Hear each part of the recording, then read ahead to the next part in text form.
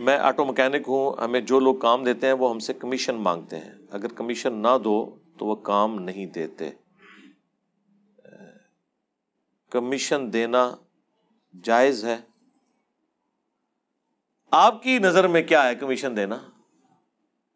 اگر تو یہ رشوت کے زمرے میں آ رہا ہے اس اعتبار سے تو ظاہر ہے ناجائز ہے۔ تو اب یہ دیکھا جائے گا، اگر تو آپ کی محنت کے اگینسٹ آپ کوئی کچھ حصہ ان کے لیے مقرر کیے ہوئے ہیں اس اعتبار سے کہ انہوں نے بھی محنت کی ہے، اور جس بندے سے وہ کام پکڑے ہوئے ہیں، یعنی اگر سپوز گاڑی ہے وہ جس مالک کی ہے اس نے ٹھیک کروانے کے لیے دی کسی کو، اس نے اس کے ساتھ پیسے طے کر لیے، اب اس کے بعد وہ کہیں سے جا کے بھی کام کرواتا ہے، اس کو تو وہ اتنے ہی پیسے پڑ رہے ہیں نا، آگے وہ کہیں پہ ڈویژن کر لیتا ہے، وہ ایک معاملہ بالکل الگ ہے۔ یہ جو اسپیسیفک کیس ہے کمیشن والا، اس میں مجھے بریف کریں کہ وہ کیا ہو رہا ہوتا ہے، یہ جس کا سوال ہے وہ خود بولے، پھر میں اس کو بتاتا ہوں۔ گاڑی آتی ہے مکینک کے پاس، وہ ہمارے پاس بھیج دیتے ہیں، اس گاڑی کس طرح کام کرتا ہے اور شروع کرتے ہیں اس کے آپ دیتے ہیں اسے؟ جی وہ اس طرح کہتا ہے کہ چاہیے نہیں، آپ اسے دیں گے تو ایک تو آپ فری کر کے دے رہے ہیں، اوپر سے پیسے بھی اس کو دے رہے ہیں، تو اس کا معاوضہ کون دیتا ہے؟ یہ مسئلہ نہیں ہے، اس کا مسئلہ یہ ہے کہ گاڑی میں بھیج رہا ہوں، کام کرنا ہے، اس کا بل آپ اس سے لے لیتے ہیں، اس بل میں سے 2000 یا 1000 روپے مجھے۔ ہاں یہ کہنا مفت تو نہیں کر رہے نا آپ۔ اچھا، وہ جو آپ جب اس سے بل لیتے ہیں جو کر رہا ہے کام، اس سے آپ اتنا ہی ہے جتنا آپ کا طے ہوا ہوتا ہے؟ ایکسٹرا لینا پڑتا ہے؟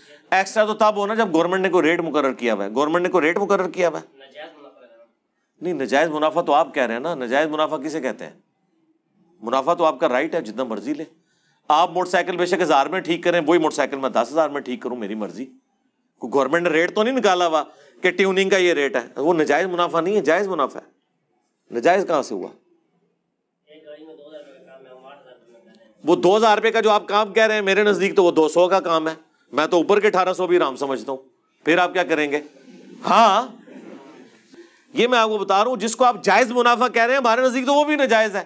یہ میں اس لیے بتا رہا ہوں کہ یہ ناجائز نہیں ہوتا، آپ کی مرضی ہے کہ آپ اپنی جتنی مرضی مزدوری لیں جب تک کہ گورنمنٹ بتا نہ دے۔ وہ آپ کہہ رہے ہوتے ہیں نا میرے نزدیک ناجائز ہے، کوئی نہیں۔ اس کی میں نے اکثر مثال دی ہے کہ ایک بندے نے منڈی سے آلو خریدا، اسلام آباد کی میں آپ کو مثال دیتا ہوں، اسلام آباد میں I-10 مرکز اور منڈی بالکل قریب قریب ہے۔ ایک بندہ منڈی سے آلو لیتا ہے سپوز 50 روپے کلو، I-10 مرکز میں جا کے وہ 70 روپے کلو بیچ دیتا ہے۔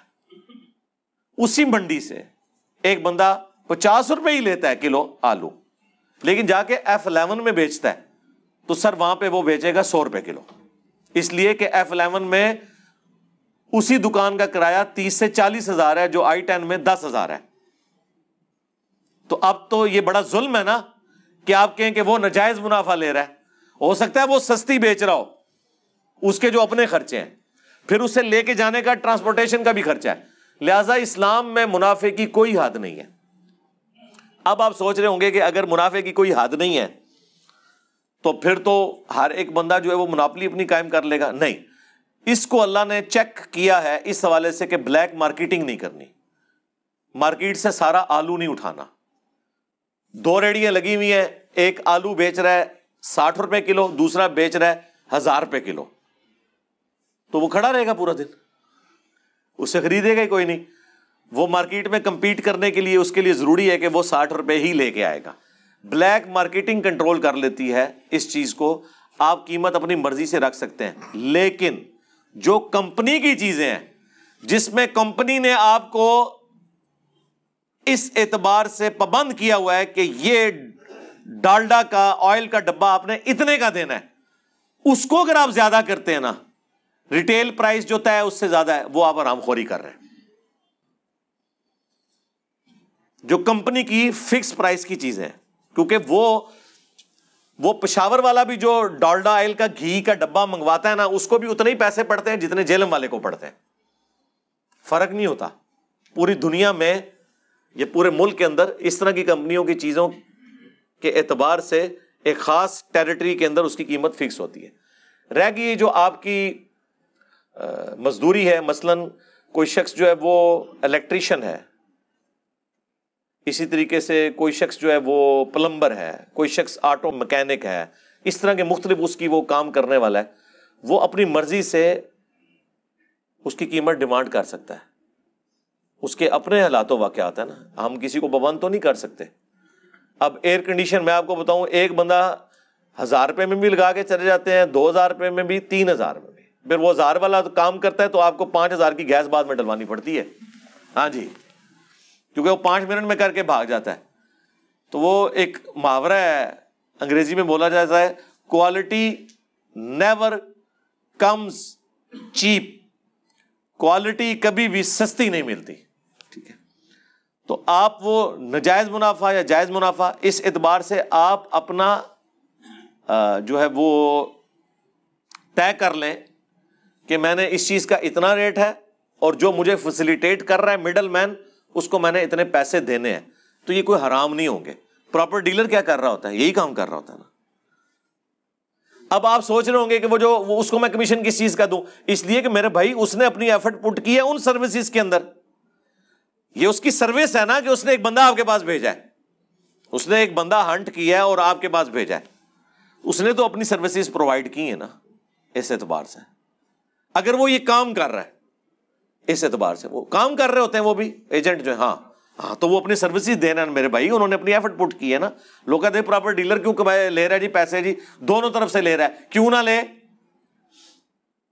جس شخص کو اس نے مکان لے کر دیا اس کے ساتھ بھی خیر خواہی کی ہے نا، مفتے میں کرے گا. جس کا بکوایا اس کے ساتھ خیر خواہی کی، مفتے میں کرے گا. یہ تو نہیں ہے کہ جس بندے نے اپنے ہاتھ سے کوئی کام کیا ہے تو بس وہی کما رہا ہے اور سروسز والا کچھ نہیں کما رہا. نہیں، مینیجریل پوسٹ کے اوپر تو اکثر لوگ ہاتھ سے کام ہی نہیں کرتے. انہوں نے اپنی انٹلیکچوئل ان پٹ دینی ہوتی ہے، وہ اپنی سروسز دے رہے ہوتے ہیں. کئی لوگ ہیں وہ صرف مشورے دیتے ہیں، جنہوں کہنا سی زبان دا کھٹیا کھاندے ہیں. یہ موٹیویشنل سپیکرز جتنے ہیں یہ کو اپنے ہاتھ سے کام کر رہے ہوتے ہیں، کہانیاں کرا کے چلے جاتے ہیں، لاکھوں روپیہ لے لیتے ہیں. جو جھوٹ سچ مکس کر کے آپ کو سنا کے تو چلے جاتے ہیں. مطلب اچھی باتیں بھی سناتے ہیں اور فضول قسم کی وہ گپے بھی مار کے چلے جاتے ہیں. تو سروسز کے اگینسٹ ایسا کیا جا سکتا ہے، اس میں کوئی شک نہیں.